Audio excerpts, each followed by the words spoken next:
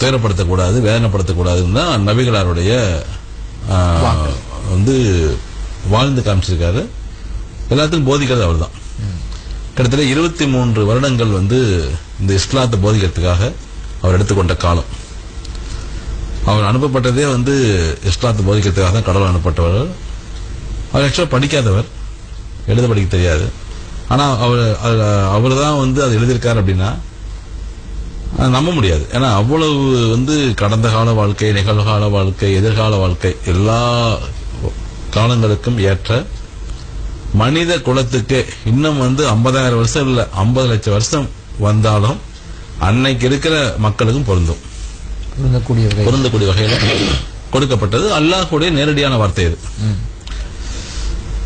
அப்ப என்னன்னா இந்த எப்படி உயிரை வந்து கொல்லக்கூடாதுன்னு சொல்றாங்க. ஆனா இஸ்லாத்துல வந்து பாத்தீங்கன்னா எல்லாமே வந்து சாப்பிட்றமே, ஹலால் சாப்பிடலாம்னு சொல்றாமே, அப்ப இது பாவம் இல்லையா அப்படிங்கிற ஒரு கேள்வி இருக்கு.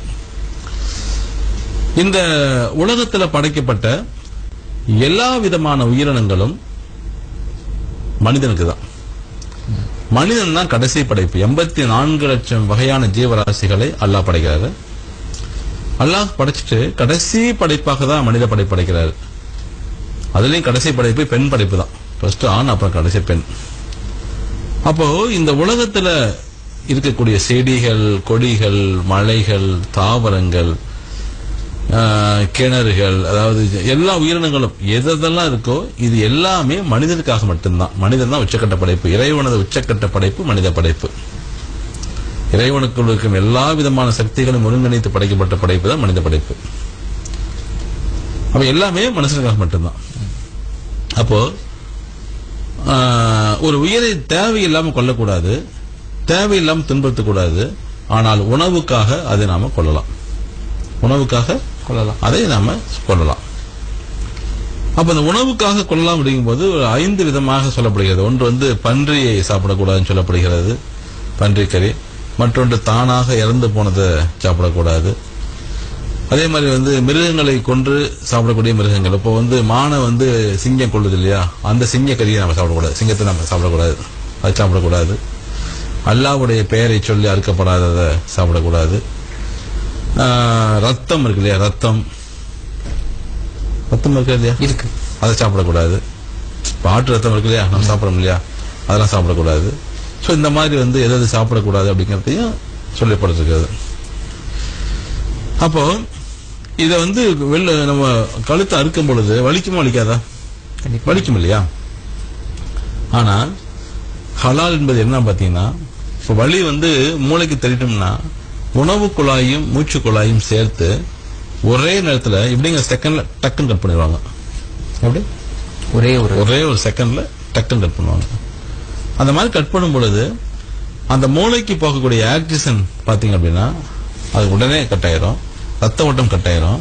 சோ மூளைக்கு வந்து வலி தெரியாது, மூளைக்கு வலி முழுக்க தெரியாது, முழுக்க தெரியாது. இப்ப நீங்க வர்க்கு அழுத்தி வச்சோங்களேன், அது வந்து துடிக்க ஆரம்பிக்கும். அது வந்து மூளைக்கு வந்து தெரியும், வலி துடிக்கும். ஆனா டக்குன்னு ஒரே செகண்ட்ல கட் பண்ணும் பொழுது மூளைக்கு வலி தெரியாது. அப்போ சுவாச குழாய்க்கும் மூளைக்கும் போகக்கூடிய ரத்த குழாயை ஒரே நேரத்தில் கட் பண்றது அப்படிங்க செகண்ட்ல.